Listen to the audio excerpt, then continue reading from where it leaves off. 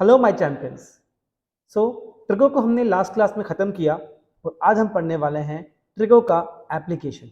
मतलब आपको बैकग्राउंड में समझ में आ ही गया होगा। चैप्टर का नाम है Heights and distances.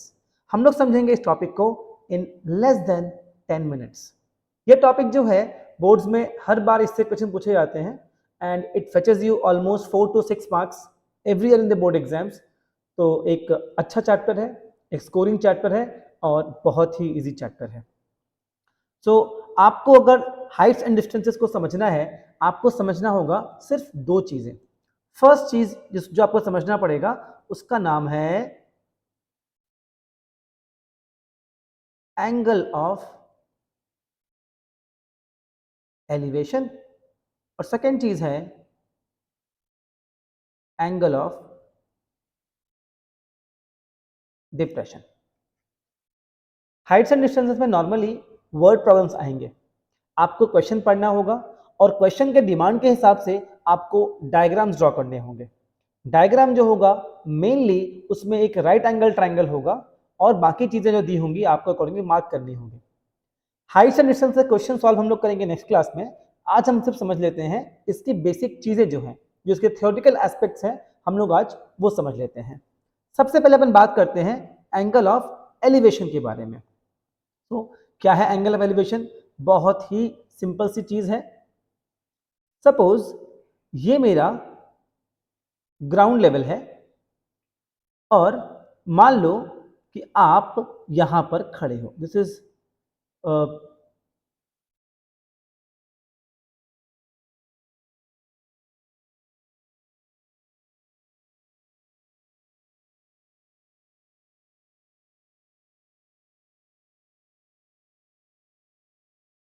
you standing on the ground.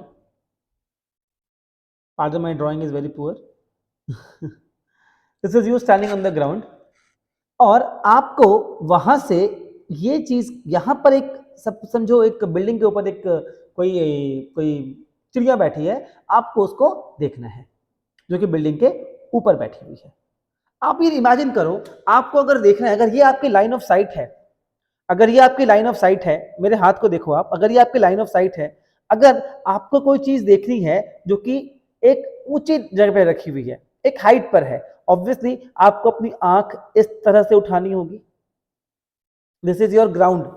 जो मेरा ये वाला हाथ है इसको आप समझ लो कि ग्राउंड लेवल है, ये आपकी लाइन ऑफ साइट है और आपको कोई ऊंची चीज देखने के लिए अपनी आंखों को एक ऐसे किसी एंगल पे उठाना होता है। करेक्ट? ये जो एंगल क्रिएट हो रहा है ना यहां पर, ये जो एंगल क्रिएट हुआ इसे हम लोग कहते हैं एंगल ऑफ एलिवेशन। अगर मैं डायग्राम में दिखाऊं तो वो कुछ ऐसा दिखाई देना चाहिए। ये रही हमारी ऊंची बिल्डिंग और आप इसको यहां से ऑब्जर्व कर रहे हो। So this angle theta, I can write theta is my angle of elevation. अगर किसी चीज को आपको देखना है जो कि ऊंचाई पर रखी हुई है, उसके लिए आपको अपने आंखों को ऊपर उठाना पड़ेगा। आपको ग्राउंड लेवल से अपनी आंखों को ऊपर की तरफ ले जाना पड़ेगा और जो एंगल क्रिएट होगा ना उसे हम लोग कहेंगे angle of elevation. I think it's correct. I think आपको समझ में आ रहा होगा। जो सेकेंड चीज है वो है एंगल ऑफ डिप्रेशन। अब मान लीजिए ये जो हमारी चिड़िया थी ना, सपोज ये चिड़िया, इसे अब उस लड़की को देखना है। जो चिड़िया है हमारी, सपोज उस चिड़िया को मैं इसको ना दूसरे पेज में ड्रॉ कर देता हूं फॉर योर कन्वीनियंस। अब जो हमारी चिड़िया है ना, उस चिड़िया को आप सपोज करो ये रहा ग्राउंड लेवल और ये रही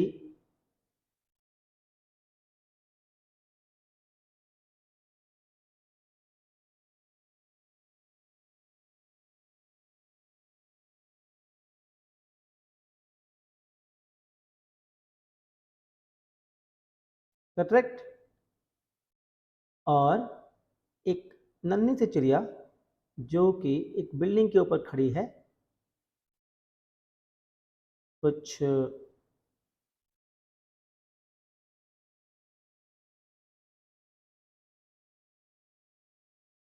यूं इस पॉइंट से हमें इसको देखना है। तो आप सोचो, अगर आप एक बिल्डिंग के ऊपर खड़े हो, आपकी आंखें, ये आपका स्ट्रेट लाइन, आपकी आंखें कुछ ऐसे देख रही होंगी। अगर मुझे ऊपर से नीचे की तरफ देखना है, आपको देखने के लिए अपनी आंखों को ऐसे करके नीचे करना होगा, राइट? आपको एंगल दिखाई दे रहा होगा गाइस, ये जो एंगल क्रिएट हो रहा है ना, this is the angle of depression. This is the angle of depression. आप समझो एक हाइट पर खड़े हो, वहां से आप स्ट्रेट ऐसे देख रहे हो, और वहां से आपको अगर नीचे देखना है, आपको अपने सिर को कुछ ऐसे नीचे करना होगा, राइट? जो एंगल क्रिएट हो रहा है नीचे में, उसे हम लोग कहेंगे एंगल ऑफ डिप्रेशन। तो डायग्राम में अगर हम देखें, तो इन द डायग्राम ये हो गया आपका लाइन ऑफ साइट, और ये जो थीटा है, या इसको फाई बोल देते हैं हम लोग, जो फाई एंगल बन रहा है ना, this is your angle of depression.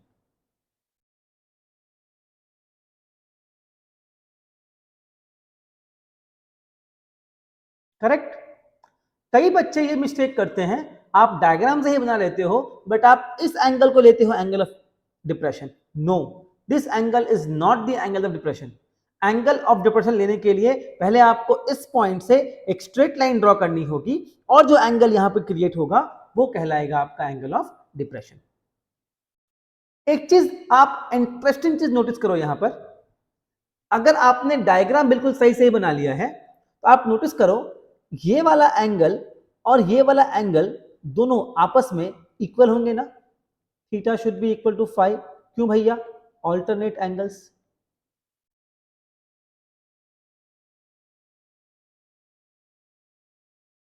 Correct guys?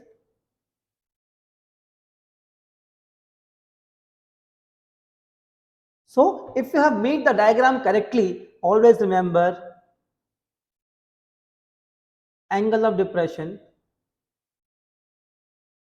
should be equal to angle of elevation. In a triangle, angle of depression should be equal to angle of elevation. अब यहां पर ट्रिग्नोमेट्री के बाद Heights and distance के फॉर्मूले solve करने का कुछ एक रूल्स होता है, जो कि आपको फॉलो करना पड़ेगा, बिना उसके आपको फुल मार्क्स नहीं मिलेगा।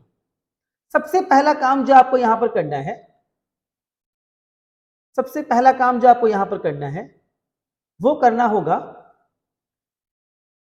रीड द क्वेश्चन एंड सबसे पहले you have to draw the diagram.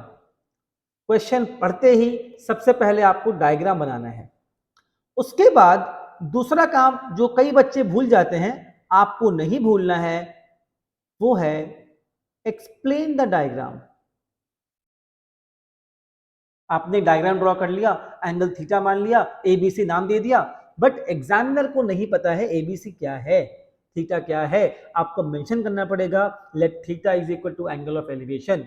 Late आप लिख सकते हो ए बी, अगर मार्क किया है, आपको लिखना पड़ेगा let A B is equal to height of the building, right? आपको डायग्राम ड्रॉ करना है, डायग्राम को एक्सप्लेन करना है, और फिर तीसरा काम करना होगा आपको, जो उसका कैलकुलेशन पार्ट है, relate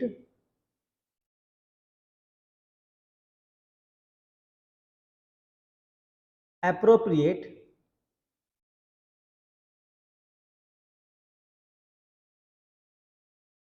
trigonometrical ratio and then solve. और आफ्टर गेटिंग द आंसर आपको लिखना होगा therefore the required height is, या फिर required distance is this much, required length is this much। ऐसे करके आपको हमेशा आंसर को शो करना पड़ेगा। डायग्राम अगर आप नहीं बनाओगे यहां पर, आपको इसमें वैल्यू नहीं मिलेगी। डायग्राम बनाना होगा और सही बनाना होगा, उसके बाद डायग्राम को एक्सप्लेन करना होगा। बिना इन चीज़ों के आपको फुल मार्क्स नहीं मिल सकते। आपका अगर आंसर भी सही होगा तो भी आपको पूरे नंबर नहीं दिए जाएंगे। प्लीज मेक श्योर इसमें आप गड़बड़ी ना करो। दूसरी चीज, हाइट्स एंड डिस्टेंसेस के क्वेश्चन हमेशा बड़े क्वेश्चन, 4 नंबर का एक क्वेश्चन यहाँ पे पक्का आता ही आता है, चाहे सीबीएसई वाले बच्चे हो चाहे आईसीएसई वाले बच्चे हो, और ये फेयरली इजी होते हैं। इसमें क्वेश्चन का आप 8-10 सवाल लगा लोगे, मोटा मोटी उसी टाइप के क्वेश्चन एग्जाम में भी पूछे जाएंगे, तो उतना डिफिकल्ट यहाँ पर नहीं होना चाहिए। और ठीक से प्रैक्टिस कर लो, चीजें आपको बहुत ही क्लियर हो जाएंगी। सो हाइट्स एंड डिस्टेंसेस एक बहुत ही इजी और बहुत ही आसान चैप्टर है, बहुत ही मार्क्स गिविंग चैप्टर है। इसमें आपसे रिक्वेस्ट है, गलतियां मत करना। सो मैं वापस से रिवाइज करा देता हूं। हमने यहां पर सीखा angle of elevation, angle of depression, diagram कैसे बनाना है। अब यहाँ पे एक चीज और है, अगर मान लो आपको दे दिया गया है, मैंने लिखा है रिलेट अप्रोप्रिएट ट्रिग्नोमेट्रिकल रेशियो। अब मान लो मुझे सपोज ए बी गिवन है, मुझे अगर किसी ट्राइंगल का हाइट गिवन है and they have asked me the length of the road, length of the base, in that case I can use tan और cot as per my requirement. अगर आपसे पूछ दे द स्लैंट डिस्टेंस, जैसे कुछ एक question होता है उसमें एक पतंग उड़ा रहे होते हैं लोग, अब पूछेंगे कि पतंग का जो धागा है उसका लेंथ कितना है, what is the length of the string, in that case you have to find the hypotenuse. In that case, we have to use sine और cosec. करेक्ट? आपको देखना पड़ेगा, जब आप डायग्राम बनाओगे आपको देखना पड़ेगा किन दोनों क्वांटिटी के बीच में आपको रिलेशन निकालना है और क्या गिवन है। उस हिसाब से आप sine, cos, tan, cot, cosec या सेक अप्लाई करोगे और सीधा आंसर लाओगे। अगले वीडियो में मैं आपसे मिलूंगा। फिर अब उस वीडियो में हम लोग जो पास्ट फ्यू इयर्स में इस चैप्टर के क्वेश्चंस आए हैं हम लोग उनको डिस्कस करेंगे और इस चैप्टर के बारे में और कुछ नुआंसेस समझेंगे। सो इस वीडियो में इतना ही। Theory wise heights and distances में इतना ही है, इससे ज्यादा और कुछ नहीं है at your level. So keep studying, keep trying and keep rising. Thank you.